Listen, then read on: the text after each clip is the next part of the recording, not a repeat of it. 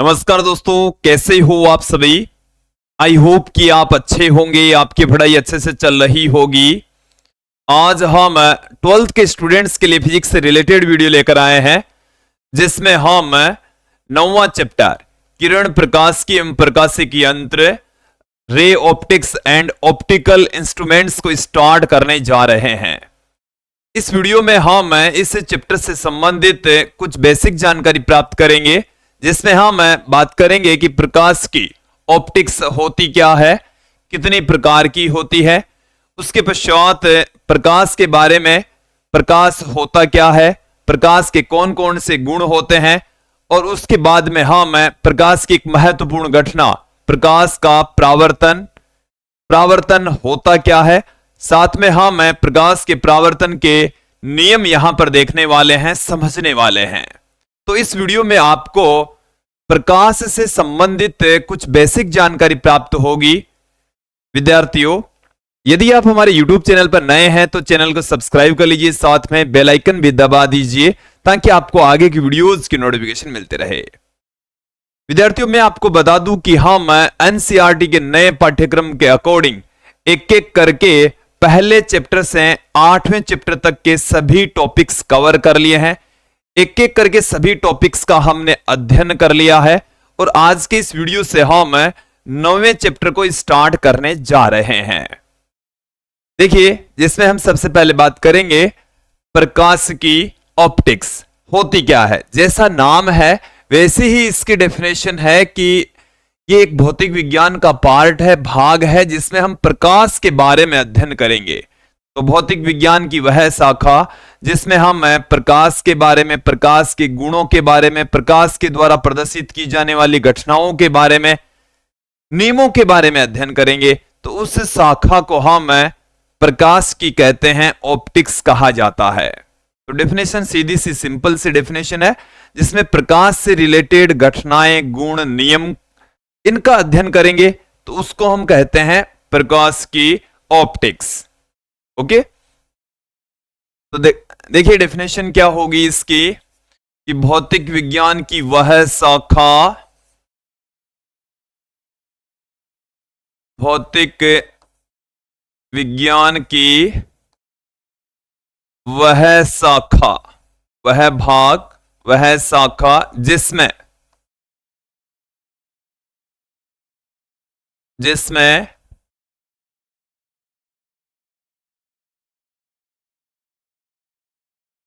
प्रकाश के बारे में, इसमें हम क्या क्या देखेंगे प्रकाश के बारे में। प्रकाश द्वारा प्रदर्शित की जाने वाली घटनाएं, गुण,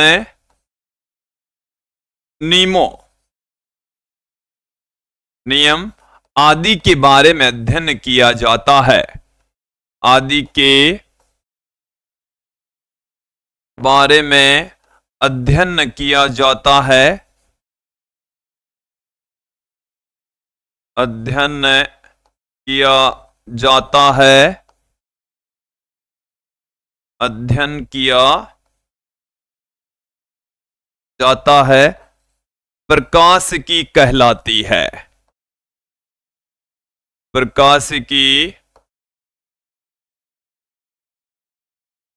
कहलाती है, ऑप्टिक्स कहेंगे। क्या कहा जाएगा? ऑप्टिक्स कहा जाएगा।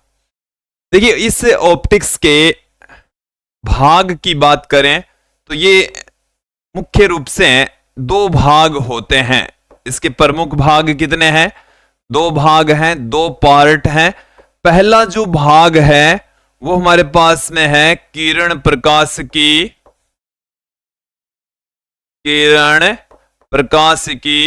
इसको हम रे ऑप्टिक्स कहते हैं। क्या कहा जाता है? रे ऑप्टिक्स कहा जाता है। दूसरा जो पार्ट हमारे पास में है वो हमारे पास में है तरंग प्रकाशिकी,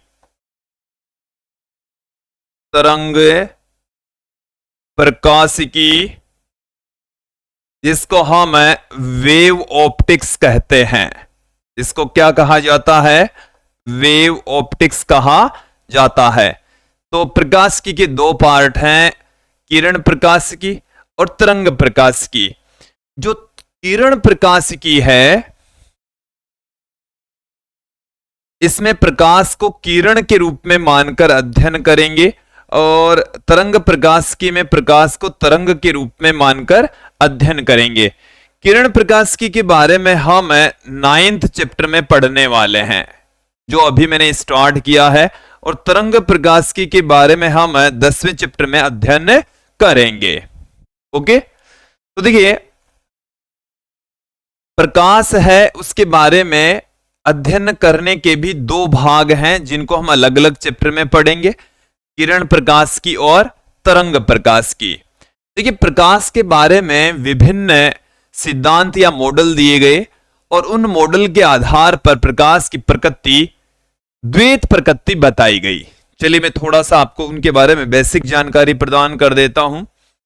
प्रकाश के विभिन्न सिद्धांत या प्रकाश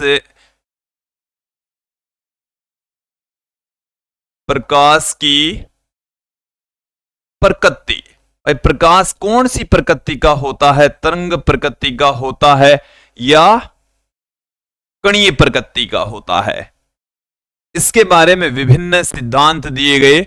सबसे पहला जो सिद्धांत है वो देकार्ते के द्वारा दिया गया। तो देखिए देकार्ते, उसके बाद में न्यूटन का कणिकावाद सिद्धांत, न्यूटन का कणिकावाद, कणिकावाद सिद्धांत। तीसरा जो सिद्धांत है वो हमारे पास में है हाइगेन का तरंग सिद्धांत, हाइगेन का तरंग सिद्धांत, हाइगेन का तरंग सिद्धांत। और चौथा है मैक्सवेल का विद्युत चुंबकीय तरंग सिद्धांत, मैक्सवेल का विद्युत चुंबकीय तरंग सिद्धांत, विद्युत चुंबकीय तरंग सिद्धांत। और अंतिम पांचवा, ये मुख्य मुख्य सिद्धांत मैंने आपके सामने रखे हैं, प्लांक का क्वांटम सिद्धांत या प्लांक का क्वांटम मॉडल, क्वांटम सिद्धांत। देखिए इनको एक बार समझ लेते हैं। देकार्ते नामक वैज्ञानिक ने प्रकाश को कण के रूप में माना।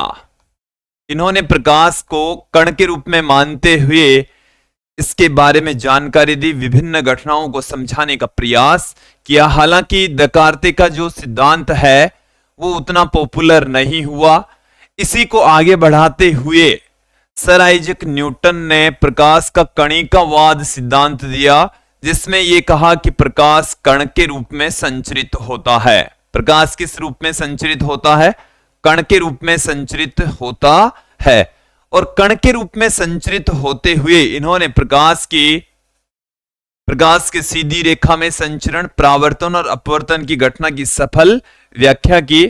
फिर आता हाइगेन का तरंग सिद्धांत। इन्होंने प्रकाश की प्रकृति तरंगीय प्रकृति मानी। कैसी प्रकृति मानी? तरंगीय प्रकृति।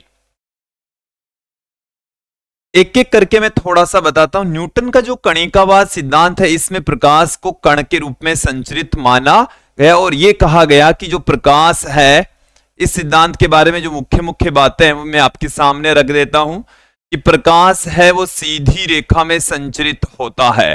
प्रकाश कैसी रेखा में संचरित होता है? सीधी रेखा में। इन्होंने एक गलत बात बताई कि जब प्रकाश निर्वात से सघन माध्यम में जाता है या किसी माध्यम में प्रवेश करता है तो उसका वेग बढ़ जाता है, जबकि होता इसका ठीक विपरीत है, ठीक उल्टा होता है। जब प्रकाश निर्वात से किसी माध्यम में प्रवेश करता है तो उसका वेग अक्सर घट जाता है, अक्सर नहीं है, घटता ही है। ओके, तो इन्होंने ये जो बात बताई ये थोड़ी सी गलत थी। इसके अलावा इस सिद्धांत के द्वारा प्रकाश के परावर्तन और अपवर्तन की सफल व्याख्या की जा सकी। प्रकाश के सीधी रेखा में संचरण, परावर्तन, अपवर्तन, इनकी सफल व्याख्या की गई। फिर बात आती है हाइगेन का तरंग सिद्धांत। इसके बारे में देखिए, इन्होंने जो प्रकाश है उसको अनुदैर्घ्य प्रकृति का माना, तरंग के रूप में माना, और तरंग भी कौन सी मानी? अनुदैर्घ्य तरंग मानी। हालांकि प्रकाश वास्तव में अनुप्रस्थ प्रकृति का होता है। कौन सी प्रकृति का होता है? अनुप्रस्थ प्रकृति का, क्योंकि अनुदैर्घ्य तरंगों के संचरित होने के लिए माध्यम की आवश्यकता होती है। तो इन्होंने एक ईथर नामक काल्पनिक माध्यम की परिकल्पना कर ली कि पूरे ब्रह्मांड में एक सर्वव्यापी माध्यम है, ईथर हर जगह मौजूद है, जो कि पूर्णतः प्रत्यास्थ है, सर्वव्यापी है, और जो घनत्व है वो उसका नगण्य है। इस तरीके के माध्यम की परिकल्पना कर ली। वास्तव में इस टाइप का कोई माध्यम होता ही नहीं है। केमिस्ट्री में आपके ईथर आता, वो अलग है। ईथर नामक इन्होंने एक माध्यम माना, सर्वव्यापी माना, जो कि गलत था। पहली बात तो यह है कि अनुदैर्घ्य तरंग ही गलत मान ली, जिसकी वजह से इन्होंने क्या है, एक माध्यम की परिकल्पना की। ओके, हालांकि हाइगेन के तरंग सिद्धांत के जरिए प्रकाश के परावर्तन, अपवर्तन, व्यतिकरण, विवर्तन और ध्रुवण की सफल व्याख्या की जा सकी। इसमें थोड़ा सा आपको समझना होगा। ध्रुवण आगे चलकर हम बढ़ेंगे तो ध्रुवण एक ऐसी घटना है जिसको प्रकाश की अनुप्रस्थ प्रकृति से समझा जाता है। तो इन्होंने क्या है, फिर अनुप्रस्थ प्रकृति का जब कॉन्सेप्ट आया तो उसके जरिए प्रकाश की ध्रुवण की घटना को अच्छे से समझाया जा सका। मैक्सवेल का विद्युत चुंबकीय तरंग सिद्धांत, इन्होंने देखिए क्या किया, प्रकाश को तरंग के रूप में ही माना और यह कहा कि जो प्रकाश है वो विद्युत चुंबकीय तरंगों के रूप में संचरित होता है, जो कि हमने लास्ट चैप्टर में पढ़ा है, जिसमें विद्युत क्षेत्र और चुंबकीय क्षेत्र एक दूसरे के लंबवत एक समान कला में और तरंग संचरण की दिशा के लंबवत कंपन करते हैं। तो मैक्सवेल के द्वारा प्रकाश को विद्युत चुंबकीय तरंग के रूप में माना। ओके, तो इन्होंने प्रकाश की प्रकृति, तरंगी प्रकृति बताई। प्रकाश के द्वारा प्रदर्शित की जाने वाली बहुत सारी घटनाएं अब भी एक समस्या बनी हुई थी। जैसे प्रकाश के द्वारा प्रदर्शित की जाने वाली घटनाओं में से मैं बताता हूं, प्रकाश विद्युत प्रभाव, ये एक बड़ी समस्या थी, प्रकाश विद्युत प्रभाव। इसके अलावा कर्षणिका विकिरण, कर्षणिका विकिरण के लिए एक उत्सर्जन क्षमता का तरंगधैर्घ्य के साथ में एक ग्राफ खींचा गया। उस ग्राफ की व्याख्या करने में ज्यादातर जो मॉडल है वो असफल रहे। उनकी व्याख्याएं उत्सर्जन क्षमता और तरंगदैर्घ्य के बीच में खींचे गए ग्राफ को नहीं समझा सकी।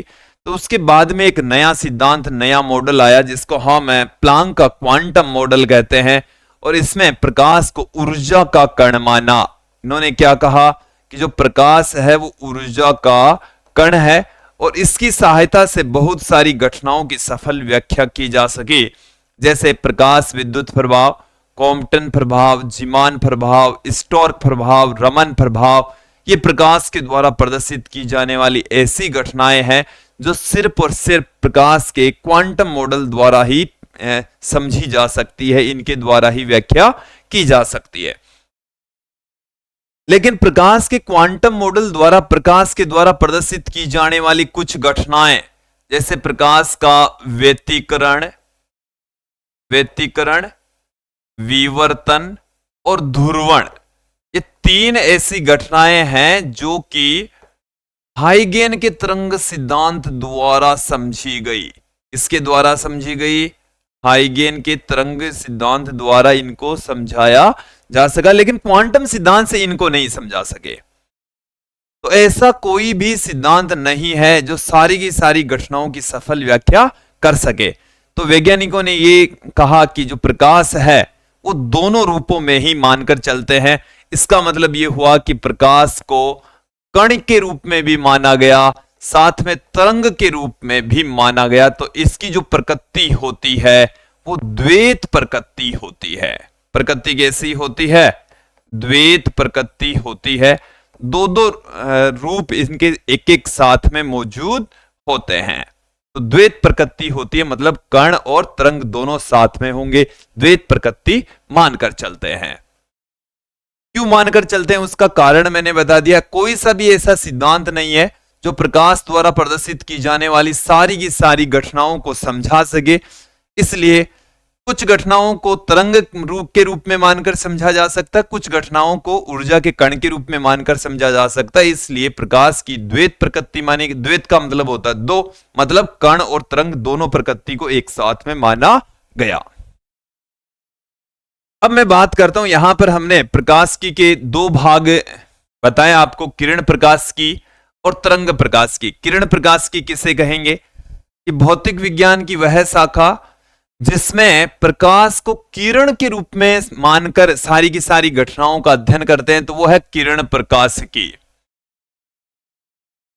तो ये प्रकाश की वह शाखा है जिसमें प्रकाश को किस रूप में माना गया है, प्रकाश की वह शाखा, वह शाखा जिसमें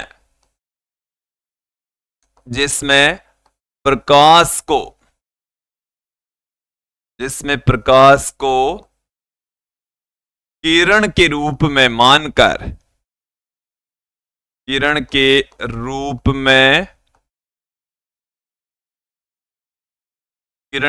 में मानकर अध्ययन किया जाता हो,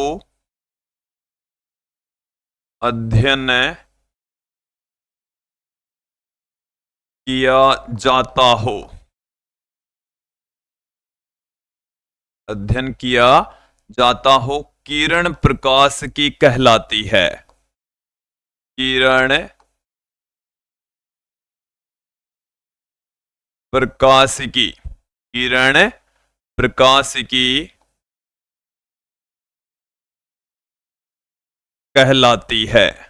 क्या कहलाएगी, किरण प्रकाश की कहलाती है, रे ऑप्टिक्स कहलाती है।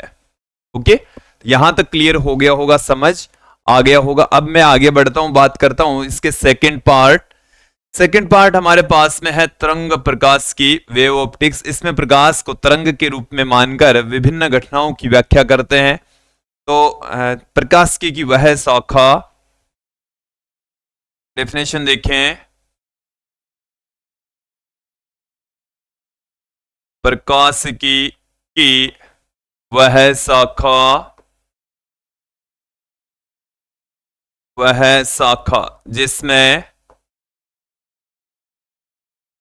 जिसमें प्रकाश को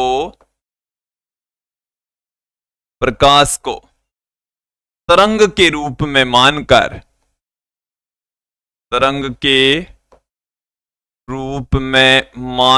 अध्ययन किया जाता है, तरंग के रूप में मानकर अध्ययन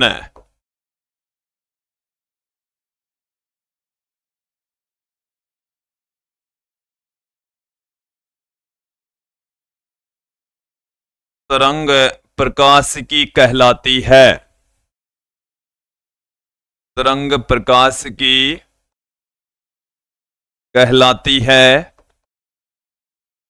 ओके, अब यहां पर ये हमने दो डेफिनेशन दे दी है आपको, यहां तक क्लियर हो गया होगा, समझ आ गया होगा। अब मैं यहां पर बात करता हूं प्रकाश के बारे में। तो प्रकाश है क्या चीज, होता क्या है। तो देखिए, प्रकाश एक प्रकार की ऊर्जा है जिसकी वजह से हमारे चारों ओर मौजूद जो वस्तुएं हैं वो दिखाई देती है। एक ऐसी ऊर्जा जो दृष्टि संवेदना उत्पन्न करती है, जिसकी वजह से हमें वस्तुएं दिखने लग जाती है, तो उसको हम प्रकाश कहते हैं, लाइट कहा जाता है। तो देखिए, प्रकाश एक प्रकार की ऊर्जा है। प्रकाश क्या है, प्रकाश एक प्रकार की ऊर्जा है, एक प्रकार की ऊर्जा है जो दृष्टि संवेदना उत्पन्न करती है, जो दृष्टि संवेदना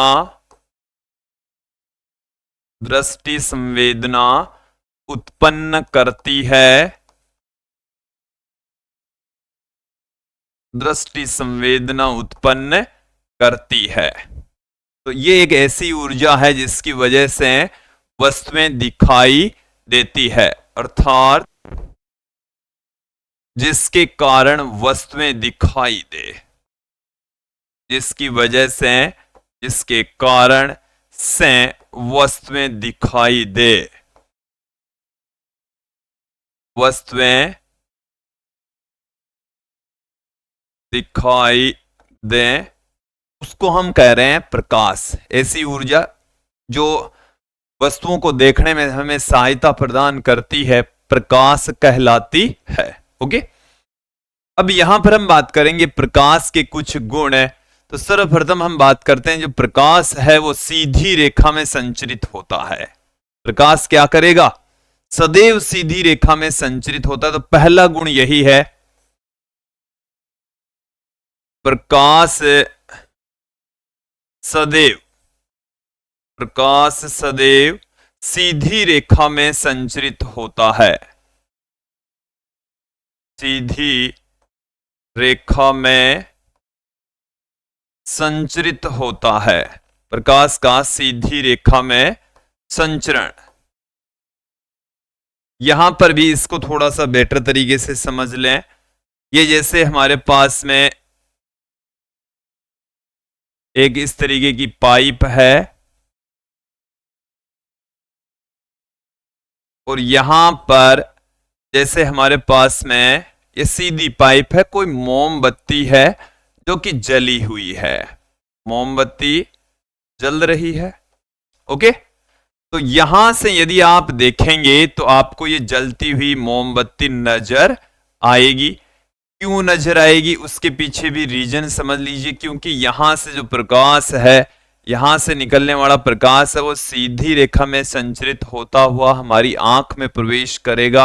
ये मोमबत्ती आपको जलती हुई नजर आएगी। इस पाइप में से देखेंगे तो वो मोमबत्ती हमें दिखाई देगी। ये पाइप सीधी है तो प्रकाश सीधा चलता हुआ हमारी आंख में प्रवेश कर जाएगा और मोमबत्ती जलती हुई नजर आएगी। लेकिन यदि यही पाइप इस तरीके से मुड़ा हुआ हो, इस तरीके से मुड़ा हुआ हो, तो उस स्थिति के अंदर क्या हो जाएगा? देखें, ऐसा मुड़ा हुआ हो और यहां पर ये मोमबत्ती जल रही है। ये क्या हो रहा है? मोमबत्ती यहां पर जल रही है। यहां से आप देख रहे हैं तो विद्यार्थी, यहां से आपको ये मोमबत्ती है वो जलती हुई दिखाई नहीं देगी। उसके पीछे रीजन भी आप समझ लें कि प्रकाश है वो ऐसे सीधी रेखा में संचरित होता है। वो यहां से आने के बाद में यहां से टकराकर ये इसका बहुत कम मात्रा के अंदर यहां प्रकाश पहुंचता तो है, लेकिन बहुत कम मात्रा में सीधा जो प्रकाश आता है, सीधे जो मोमबत्ती की लो यहां पर दिखाई दे रही थी वो यहां पर दिखाई नहीं देगी। थोड़ा बहुत उजाला यहां से दिखाई देगा, परावर्तन की वजह से दिखाई देगा। तो ये आपको क्लियर कर लेना है कि प्रकाश है वो सदैव सीधी रेखा में संचरित होता है। आगे बात करते हैं प्रकाश के वेग के बारे में। अगली जो प्रॉपर्टी है उसमें मैं बता रहा हूं प्रकाश का निर्वात में वेग। निर्वात में वेग सर्वाधिक होता है। निर्वात में वेग, जिसको हम सी से लिखते हैं, सर्वाधिक होता है। इससे ज्यादा वेग से आज तक कोई भी कण पार्टिकल खोजा नहीं गया है जो इससे ज्यादा वेग से गति करे। निर्वात में वेग सर्वाधिक होता है। अब इस C की वैल्यू क्या होती है? प्रकाश का निर्वात में वेग। पहले तो इस निर्वात का मतलब समझ लीजिए, ये दो शब्दों से मिलकर बना हुआ है, निर प्लस वात। निर का मतलब होता है नहीं और वात का मतलब होता वायु। तो जहां वायु भी नहीं हो उस जगह को हम कहते हैं निर्वात। और निर्वात में जो प्रकाश का वेग होता है वो होता है 3 गुणा 10 की घात 8 मीटर प्रति सेकेंड। प्रकाश का वेग सर्वाधिक होता है और निर्वात में सर्वाधिक होता है। जब प्रकाश किसी माध्यम में प्रवेश करता है तो उसका वेग कम हो जाता है। एक्चुअल में जो वैल्यू है प्रकाश के वेग की, एग्जैक्ट जो वैल्यू है वो है 29,97,92,458 मीटर प्रति सेकंड। ये प्रकाश का निर्वात में एग्जैक्ट वेग होता है। इसको हम लगभग इतना लिख देते हैं, लगभग इतना। देखो कैसे लिखते हैं इसको, मैं 2.99792458 इंटू 10⁸ मीटर प्रति सेकंड लिख देते हैं। यहां से मैं 8 डिजिट पहले पॉइंट लगा देता हूं, यह आ जाएगा। और इसको हम लगभग क्या लिख देते हैं, 3 × 10⁸ मीटर प्रति सेकंड इसको लिख देते हैं। ओके, तो ये क्लियर हो जाना चाहिए, समझ आ जाना चाहिए। प्रकाश का निर्वात में वेग सर्वाधिक होता है और जैसे ही वो किसी सघन माध्यम में प्रवेश करता है उसका वेग घटता जाएगा। जितना माध्यम प्रकाशिक सघन होगा उसमें प्रकाश का वेग उतना ही कम होगा। ओके, अपवर्तन जब हम पढ़ेंगे तो उसमें हम थोड़ा सा और बेटर तरीके से इस टॉपिक को पढ़ लेंगे। आगे बढ़ते हैं,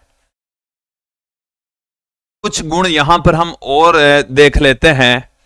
प्रकाश के द्वारा कौन कौन सी घटनाएं प्रदर्शित की जाती है, तो उसमें हमने पहली घटना देखी है सीधी रेखा में संचरण। सीधी रेखा में संचरण ये हमने देख लिया है। और कौन कौन सी घटनाएं प्रदर्शित की जाती है, उसमें देखिए अगली जो घटना हमारे पास में प्रकाश का परावर्तन, जो कि मैं आपको इस वीडियो में ही समझाने वाला हूं। उसके पश्चात प्रकाश का अपवर्तन, व्यतिकरण,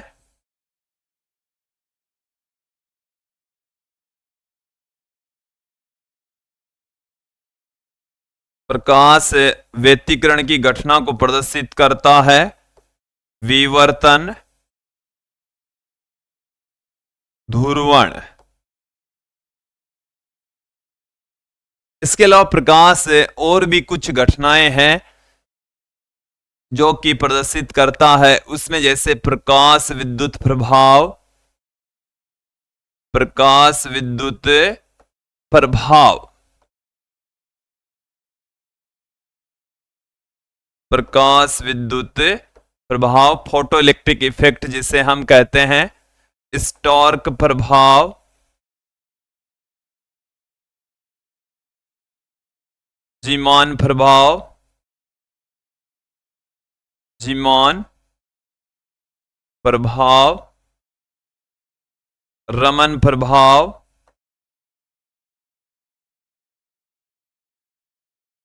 कॉम्पटन प्रभाव। कुछ ऐसी घटनाएं हैं।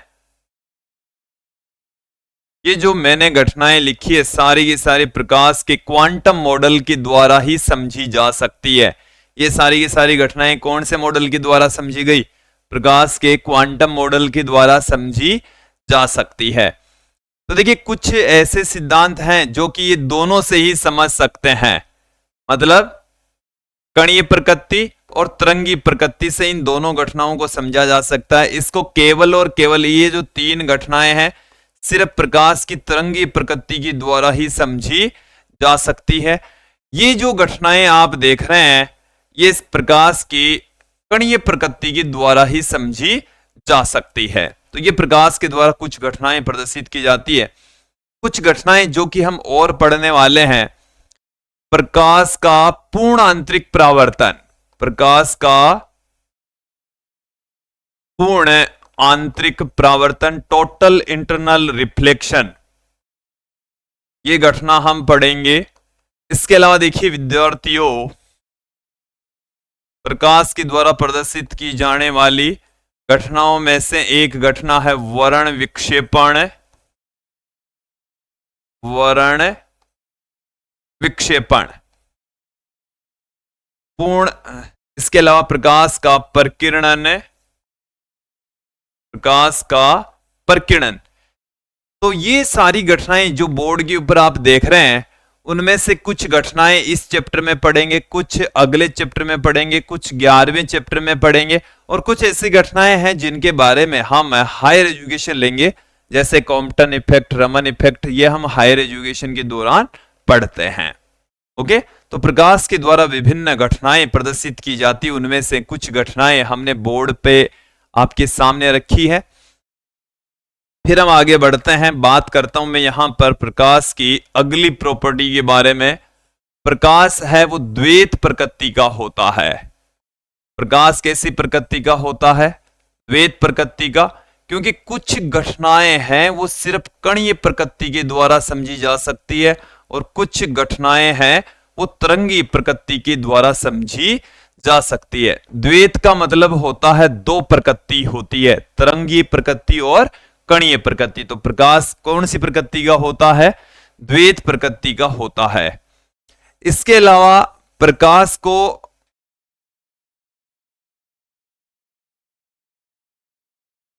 हाइगेन ने तरंग के रूप में माना और अनुदैर्घ्य तरंग के रूप में माना, बट एक्चुअल में यह देखा गया, मैक्सवेल के द्वारा यह देखा गया कि प्रकाश है वो अनुप्रस्थ प्रकृति का होता है।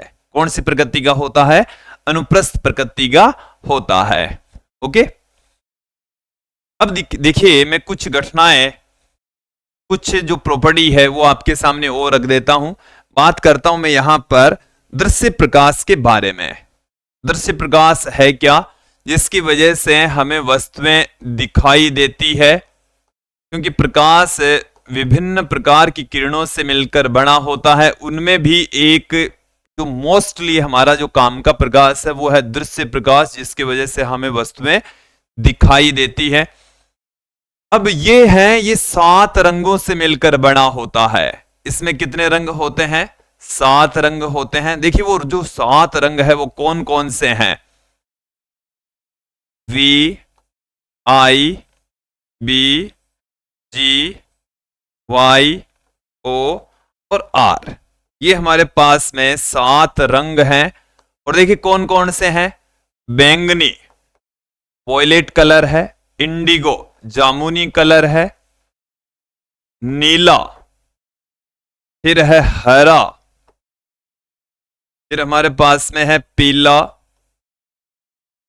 नारंगी, नारंगी और अंत में हमारे पास में है लाल रंग। ये 7 रंगों से मिलकर अपना दृश्य प्रकाश बनता है। 7 कलर उसमें मौजूद होते हैं। इनकी यदि मैं तरंग दैर्घ्य की बात करूं, इनकी तरंग दैर्घ्य यहां से स्टार्ट होती है 3800 एंगस्ट्रॉम से। कहां से स्टार्ट होगी? लेमड़ा का जो मान है वो 3800 एंगस्ट्रॉम से स्टार्ट होता है और 7800 एंगस्ट्रॉम तक चलता है। 3800 एंगस्ट्रॉम से 7800 एंगस्ट्रॉम तक इनकी तरंग दैर्घ्य प्रास होती है। तो इनकी जो रेंज है वो 3800 एंगस्ट्रॉम से 7800 एंगस्ट्रॉम। तो लैम्बडा का जो मान होता है वो 3800 एंगस्ट्रॉम से कहां से स्टार्ट हो गया है? 3800 एंगस्ट्रॉम से 7800 एंगस्ट्रॉम तक होता है। ओके, ये आपको समझ आ जाना चाहिए। तो ये थे कुछ गुण जिनको हमने एक एक करके देखा। ये आपको समझ आ जाने चाहिए, क्योंकि किसी भी कंपटीशन एग्जाम में इनमें से छोटा मोटा क्वेश्चन पूछा जा सकता है। हालांकि बोर्ड एग्जाम में पूछे जाने की संभावना बहुत कम होती है। ओके, अब मैं यहां पर प्रकाश की एक महत्वपूर्ण घटना, प्रकाश का परावर्तन आपको बताने वाला हूं। प्रकाश का परावर्तन क्या होता है कि प्रकाश किसी माध्यम से टकराकर यदि उसी माध्यम में वापस लौट आता है तो उस घटना को हम प्रकाश का परावर्तन कहते हैं, रिफ्लेक्शन ऑफ लाइट कहा जाता है। इसके लिए मैं क्या करता हूं, एक डायग्राम हम रख लेते हैं। ये हमारे पास में एक पृष्ठ है जो 2 माध्यमों को अलग करता है। इसे हम कहते हैं अंतरा पृष्ठ। इसे क्या कहा जाता है? ये हमारे पास में एक ऐसा पृष्ठ है जो 2 माध्यमों को अलग करता है। इसको हम बोलते हैं अंतरा पृष्ठ। और ये यहां पर एक मिरर के रूप में होता है। जैसे क्या हो, कोई मिरर हो तो यहां पर इसको हम एम डे से रिप्रेजेंट करते हैं। इसके जस्ट ऊपर कोई एक माध्यम है इसको मैं कह देता हूं माध्यम फर्स्ट, और इसके जस्ट नीचे कोई दूसरा माध्यम है, इसको हम कह देते हैं माध्यम सेकंड। अब क्या है, कोई प्रकाश की किरण है, वो यहां से आकर टकरा रही है, यहां से आकर इस तरीके से इससे टकरा रही है। टकराने के बाद में वो यहां इस डायरेक्शन में चली जाती है। एक ये वाली प्रकाश की किरण यहां से आकर टकराती, टकराने के बाद में उधर चली जाएगी।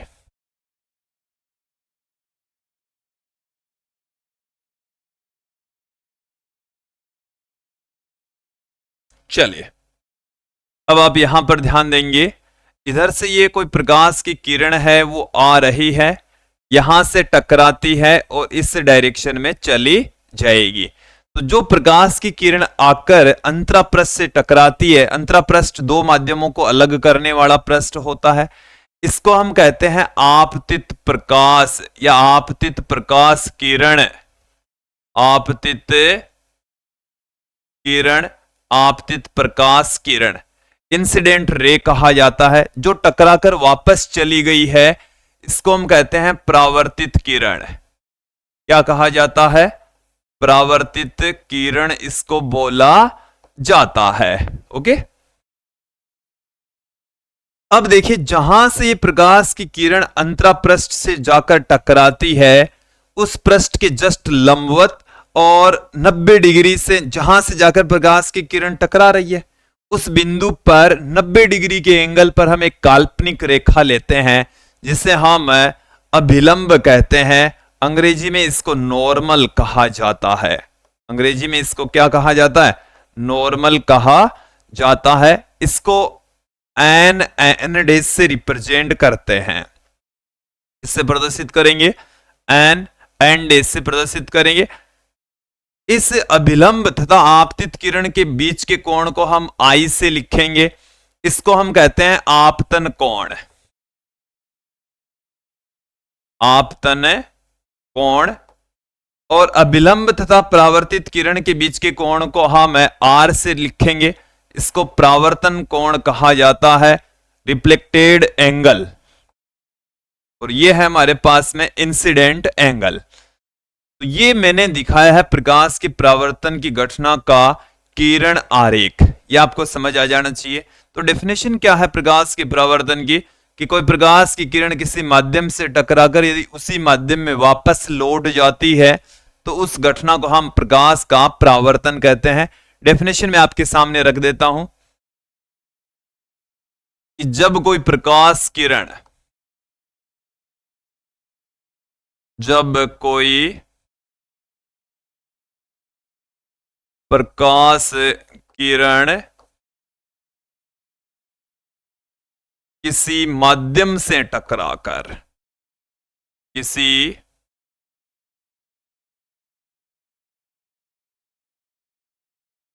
माध्यम से टकराकर वापस उसी माध्यम में लौट जाए, वापस उसी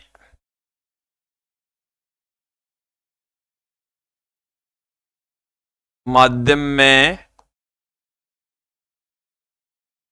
लौट जाए, प्रकाश का परावर्तन कहलाता है। प्रकाश का परावर्तन, इस घटना को हम क्या कहेंगे विद्यार्थियों? प्रकाश का परावर्तन कहलाता है। ओके, ये हमारे पास में प्रकाश के परावर्तन की डेफिनेशन। अब मैं बात करता हूं प्रकाश के परावर्तन के कुछ नियम। तो यहां पर जो पहला नियम है, आसान सा नियम है, देखें, यह है आपतित किरण, यह है परावर्तित किरण और यह है अभिलंब। तीनों एक ही तल के अंदर मौजूद रहेंगे। ऐसे ऐसे प्रकाश की किरण जा रही है, ऐसे जाएगी और ऐसे ही चली जाएगी। और अभिलंब ऐसे है, ठीक है, आप ऐसे समझे। प्रकाश की किरण ऐसे गई, ऐसे टकराकर ऐसे चली गई। मतलब यदि आप इनको ऐसे देखेंगे तो वो एक ही तल में रहेंगे तीनों। जैसे ये बोर्ड है और बोर्ड के तल में ही तीनों हैं, तो एक ही तल के अंदर मौजूद होते हैं आपतित किरण, परावर्तित किरण और अभिलंब। पहला नियम यही है। दूसरा नियम क्या है? आपतन कोण का मान और परावर्तन कोण का मान समान होता है। जितना आपतन कोण होगा उतना ही परावर्तन कोण होगा, दोनों कोणों का मान बराबर होगा, इकसार होगा। तीसरा नियम क्या है कि आपतित किरण और परावर्तित किरण दोनों, देखिए समझ लें इसको, आपतित किरण और परावर्तित किरण दोनों की आवर्ती समान होगी, तरंगधैर्घ्य समान होगी, वेग समान होगा, लेकिन तीव्रता बदल जाएगी। ओके, वैसे तीसरा नियम कहीं कहीं पर आपको लिखा मिलेगा, नेता कोई जरूरत नहीं है, दो नियम आप ध्यान रखें, क्लियर कर लीजिए। तो प्रकाश के परावर्तन के नियम, मैं यहां पर आपको दो ही नियम बता देता हूं। दो नियम है। पहला नियम क्या है? पहला नियम हमारे पास में है आपतित किरण, आपतित किरण, कोमा परावर्तित किरण, परावर्तित किरण व अभिलंब, व अभिलंब, तीनों एक ही तल में स्थित होते हैं, एक ही तल में स्थित होते हैं। तीनों एक ही तल में स्थित होंगे, एक ही तल में मौजूद होते हैं। पहला नियम आपको समझ में आ गया होगा। दूसरा नियम क्या है? आपतन कोण और परावर्तन कोण बराबर होते हैं। आपतन कोण व परावर्तन कोण, परावर्तन कोण बराबर होते हैं, दोनों की वैल्यू सेम होती है। दोनों की वैल्यू क्या होगी? सेम होगी। कोण जो आई है वो कोण आर के बराबर होगा। ओके, दोनों की वैल्यू सेम होगी। तो ये दो नियम है प्रकाश के परावर्तन के। और विद्यार्थियों, आज के इस वीडियो में हम इतना ही पढ़ेंगे। नेक्स्ट वीडियो में हम दर्पण के बारे में संपूर्ण जानकारी प्राप्त करेंगे कि दर्पण क्या होता है, कितने प्रकार का होता है। गोलीय दर्पण के बारे में विस्तृत अध्ययन करेंगे, जिसमें हम अवतल दर्पण और उत्तल दर्पण के बारे में अध्ययन करेंगे। नेक्स्ट वीडियो पूरी तरह से दर्पण पर आधारित होगा। आज का जो वीडियो है इसमें हमने कुछ बेसिक जानकारी प्राप्त की। मुझे उम्मीद है आपको आज का जो टॉपिक है वो अच्छे से समझ में आ गया होगा। आज के लिए इतना ही, नेक्स्ट वीडियो में फिर मिलते हैं। धन्यवाद दोस्तों।